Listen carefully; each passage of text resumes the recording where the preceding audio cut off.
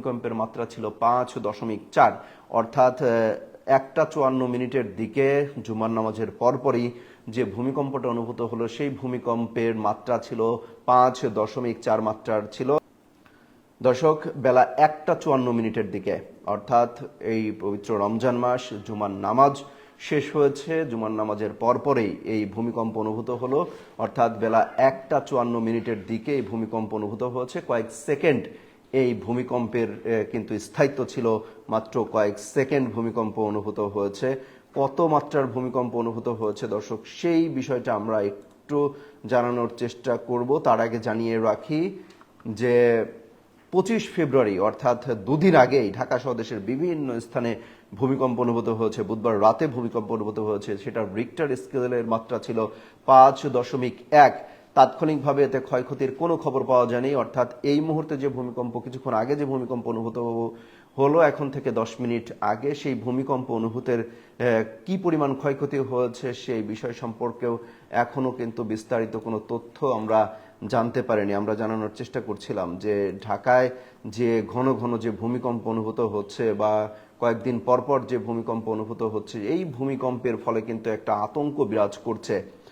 আমরা কিছুদিন আগেই দেখেছিলাম যে নরসিংদীতে কয়েক দফায় বড় ভূমিকম্প অনুভূত হয়েছে। সেই ভূমিকম্পে 10 জনের মতো প্রাণহানি হয়েছিল, অর্থাৎ ঢাকা শহর সহ নরসিংদীতে, ঢাকা এবং নারায়ণগঞ্জে, এই 3 জেলায় বড় ধরনের যে ভূমিকম্পের ফলে কিন্তু 10 জনের প্রাণহানি হয়েছিল। দর্শক, আমরা জানানোর চেষ্টা করছিলাম, এটা হচ্ছে ইউরোপীয় উপসাগরীয় যে সেন্টারের তথ্য আছে, তারা বলছে রিক্টার স্কেলে ভূমিকম্পের মাত্রা ছিল 5.4, অর্থাৎ 1:54 দিকে জুমার নামাজের পরপরই যে ভূমিকম্পটা অনুভূত হলো সেই ভূমিকম্পের মাত্রা ছিল 5.4 মাত্রার ছিল। এটির উৎপত্তি স্থল ছিল খুলনা জেলা শহর থেকে 47 কিলোমিটার দক্ষিণ পশ্চিমে এবং সাতক্ষীরা থেকে 18 কিলোমিটার দক্ষিণ পূর্বে। এর গভীরতা ছিল ভূপৃষ্ঠ থেকে মাত্র 35 কিলোমিটার গভীরে, অর্থাৎ সমতল থেকে মাত্র 35 কিলোমিটার গভীরে এর উৎপত্তি স্থল ছিল। এটার মাত্রা ছিল 5.4 মাত্রার ভূমিকম্প অনুভূত হয়েছে। ঢাকা ছাড়াও দেশের বিভিন্ন, বিশেষ করে দক্ষিণ পশ্চিম অঞ্চলের জেলা এবং পার্শ্ববর্তী দেশ ভারতের কিছু এলাকাতে এই ভূমিকম্পটি অনুভূত হয়েছে। এখন পর্যন্ত এই ভূমিকম্পের তাৎক্ষণিক কোনো ক্ষয়ক্ষতির খবর আমরা কিন্তু পাইনি। 5.4 মাত্রার যে ভূমিকম্প অনুভূত হয়েছে, সেই ভূমিকম্পের ফলে কিন্তু ঢাকা সহ দেশের বিভিন্ন জেলা এই ভূমিকম্প অনুভূত হয়েছে। দর্শক, আমরা আরেকটু জানানোর চেষ্টা করছি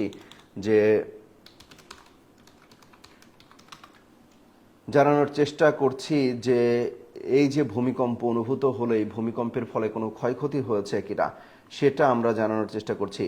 যে 5.7 মাত্রার ভূমিকম্প হয়েছিল, যেটা নরসিংদীতে 10 জনের প্রাণহানি হয়েছিল, 5.7 মাত্রার, এবং আজকে যে কিছুক্ষণ আগে যে ভূমিকম্পটি অনুভূত হলো সেটির মাত্রা ছিল 5.4, অর্থাৎ 5.4 মাত্রার এই ভূমিকম্পের ফলে কি ধরনের ক্ষয়ক্ষতি হয়েছে তা এখন পর্যন্ত জানা যায়নি। এর উৎপত্তি স্থল ছিল খুলনা জেলা শহর থেকে মাত্র 47 কিলোমিটার দক্ষিণ পশ্চিম এবং সাতক্ষীরা থেকে 18 কিলোমিটার দক্ষিণ পূর্ব অঞ্চলে।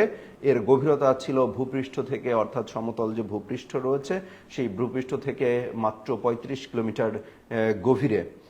বেশ কয়েক সেকেন্ড ধরে এই ভূমিকম্প অনুভূত হয়েছিল। আমরা যারা অফিসে রয়েছি, আমাদের যারা সহকর্মী ছিল, তারা কিন্তু তাৎক্ষণিকভাবে এটা মানে একটা বিপদের মধ্যেই পড়া যায় বলতে, একটা আতঙ্কের মধ্যে পড়ে যাওয়া বোঝায়, এরকম অবস্থায় ছিল যে সব কিছু দুলছে। কয়েক সেকেন্ড এর স্থায়িত্ব ছিল এই ভূমিকম্পের। এখন পর্যন্ত দর্শক কোনো ক্ষয়ক্ষতির তথ্য আমরা তাৎক্ষণিকভাবে পাইনি, হয়তোবা পরবর্তীতে জানা যাবে যে কি পরিমাণ ক্ষয়ক্ষতি হয়েছে, কোনো ভবন ফাটল দেখা দিয়েছে কিনা বা হেলে পড়েছে কিনা বা কোনো হতাহতের ঘটনা ঘটেছে কিনা বা উৎপত্তি স্থল যেখানে আছে সেখানকার পরিস্থিতি আসলে কি জানা যাচ্ছে। দর্শক, এই 27 দিনে অর্থাৎ এই ফেব্রুয়ারি মাসেই 10 দফা এই ভূমিকম্প অনুভূত হলো, ছোট বড় মাঝারি ধরনের এই ভূমিকম্প অনুভূত হলো। এর মধ্যে এই যে উৎপত্তি স্থল রয়েছে সেই উৎপত্তি স্থলে কি ধরনের ক্ষয়ক্ষতি হয়েছে তা এখন পর্যন্ত আমরা জানতে পারিনি। খুলনায় এর উৎপত্তি স্থল রয়েছে এবং এর মাত্রা ছিল 5.4 মাত্রার এই ভূমিকম্প অনুভূত হয়েছে। বেশ জোরে সোরেই আমরা কিন্তু অনুভব করতে পেরেছি যে ভূমিকম্প হচ্ছে। ঢাকার শহরের যে আবাসন ব্যবস্থা, সেই ব্যবস্থায় কোনো ধরনের কোনো ভবনে ফাটল নতুন করে দেখা দিয়েছে কিনা বা হেলে পড়েছে কিনা, কোনো ভবন ধসে পড়েছে কিনা, সেই বিষয়গুলো কিন্তু এখন পর্যন্ত আমরা জানতে পারিনি। হয়তোবা সময়ের সাথে সাথে জানা যাবে যে কোনো ধরনের ক্ষয়ক্ষতি হয়েছে কিনা বা কোনো ধরনের হতাহতের খবর আছে কিনা এই ভূমিকম্পের ফলে। বেশ কিন্তু এই যে কিছুদিন পরপরই যে একটা ভূমিকম্পের যে একটা আতঙ্ক, এটা নিয়ে কিন্তু বেশ আতঙ্কই ছড়াচ্ছে। নভেম্বরে যে ভয়াবহ ভূমিকম্প অনুভূত হয়েছিল নরসিংদীর মাধবদীতে, সেখানে কিন্তু 5.7 মাত্রার সেই ভয়াবহ ভূমিকম্পে 10 জনের প্রাণহানি হয়। আমরা সরেজমিনে গিয়েছিলাম সেই নরসিংদীতে, যে দেখেছিলাম বিভিন্ন ভবনে ফাটল দেখা দিয়েছে এবং সেই সব ভবনগুলো বসবাসের অনেকটা অযোগ্য হয়ে পড়েছিল। সেই ভবনগুলো হেলে পড়েছিল। কয়েকটি ভবন আমরা দেখেছিলাম যে মাটি যেখানে উৎপত্তিস্থল ছিল মাটি, সেই মাটি কিন্তু পলাশবাড়িতে সেই মাটি ফেটে গিয়েছিল। সেই দৃশ্য আমরা দেখানোর চেষ্টা করেছিলাম বা দেখিয়েছিলাম। নতুন করে এই যে দফায় দফায় যে ভূমিকম্প অনুভূত হচ্ছে, এটার আসলে কারণ কি? বড় কোনো ভূমিকম্পের শঙ্কা বা এই ধরনের কোনো পূর্বাভাস রয়েছে কিনা সেটা নিয়েও কিন্তু শঙ্কা করা হচ্ছে। যদিও ভূমিকম্পের আগাম কোনো পূর্বাভাস নেই যে কি ধরনের ভূমিকম্প, কোন মাত্রার ভূমিকম্প কোথায় অনুভূত হতে পারে, এরকম কোনো আভাস নেই। তবে বিশেষজ্ঞরা বলছেন যে ফল্ট লাইন রয়েছে, সেই ফল্ট লাইনের বিচ্যুতির ফলেই সেটা বারবার কিন্তু এই ভূমিকম্প অনুভূত হচ্ছে। যে কোনো সময় বড় ধরনের ভূমিকম্প অনুভূত হতে পারে, সেই শঙ্কার কথাও কিন্তু বলছেন ভূতত্ত্ববিদরা বা বিশ্লেষকরা, বিশেষজ্ঞরা। তারা কিন্তু জানাচ্ছেন যে বড় ধরনের ভূমিকম্প যে কোনো মুহূর্তে হতে পারে, বাংলাদেশে হতে পারে, সেটা 8 মাত্রা বা তার বেশিও হতে পারে। এই ধরনের ভূমিকম্প হলে কয়েক লাখ মানুষের প্রাণহানি ঘটতে পারে, সেই শঙ্কার কথাও বলা হচ্ছে বারবার। এজন্য প্রয়োজনীয় ব্যবস্থা গ্রহণ করা, জরুরি সেবাগুলো প্রস্তুত রাখা, সেই বিষয়গুলো কিন্তু বারবার স্মরণ করিয়ে দেওয়া হচ্ছে বিশেষজ্ঞদের পক্ষ থেকে।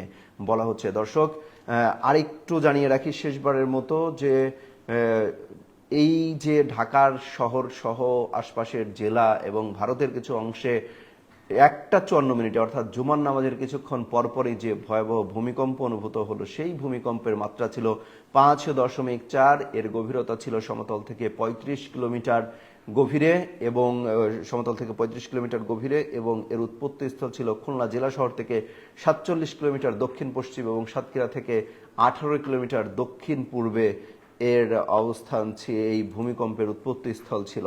এবং এই ভূমিকম্পের কারণে ভারতেরও কিছু অংশে ভূমিকম্প অনুভূত হয়েছে।